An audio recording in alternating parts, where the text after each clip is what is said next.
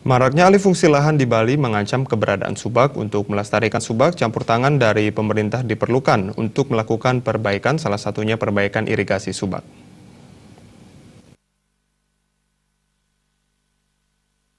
Maraknya alih fungsi lahan yang terjadi saat ini di Bali dinilai mengkhawatirkan. Banyak lahan pertanian yang masih produktif berubah fungsi menjadi bangunan.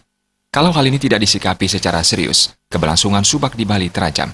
Menurut anggota DPR RI Komisi 4 yang membidangi pertanian, Ana Agung Bagus Adi Mahendra Putra, subak yang merupakan kebanggaan Pulau Bali perlu dilestarikan.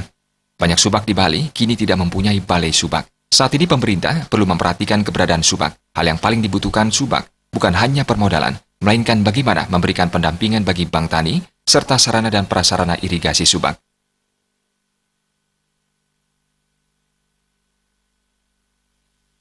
Keberadaan subak di Bali ini adalah satu unit kelengkapan dan keunikan yang kita miliki di Bali ini.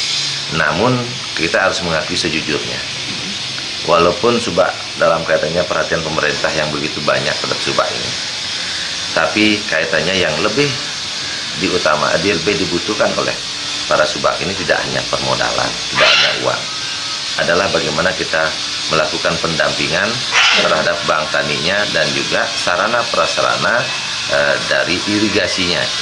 Ini penting sekali.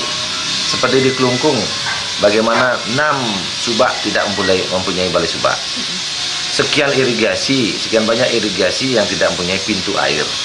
Nah, inilah yang kita perlu lengkapi dan kita perhatikan lebih banyak sehingga keberadaan subak kita menjadi kebanggaan bagi kita dan kebanggaan bagi warisan budaya dunia kita. Sebagai sistem pengairan pertanian yang diakui sebagai warisan budaya, keberadaannya perlu dilestarikan.